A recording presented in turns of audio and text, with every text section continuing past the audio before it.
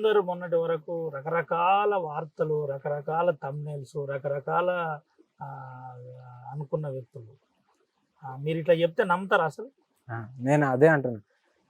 దయచేసి ఇప్పటికి మళ్ళీ నేను అదే చెప్తున్నా. దయచేసి మీరు నా దగ్గరికి రావద్దు, నన్ను నమ్మద్దు, నన్ను ప్రశాంతంగా బతకనివ్వండి.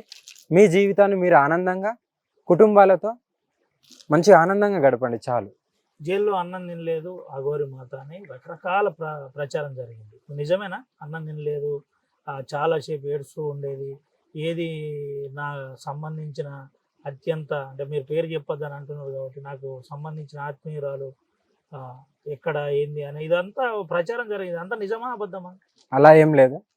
జస్ట్ నేనైతే లోపల 4 గోడల మధ్యలో ఇంకో సింగిల్ బ్యారెక్ అని ఉంటుంది, అందులో ఒక్కదాన్నే కాబట్టి జస్ట్ ఆయన నామస్మరణ చేస్తూ గురుమంత్రం జపిస్తూ జస్ట్ ధ్యానంలోకి వెళ్ళిపోయేదని.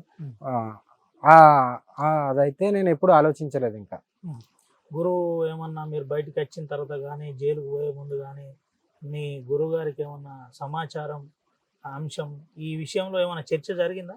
కంపల్సరీ చర్చలు అయితే జరిగినాయి. ఇప్పటికైతే ఆయన ఎలా చెప్తే అలా ఆ బాటలనే నడవాలి అంతే. ఇంకా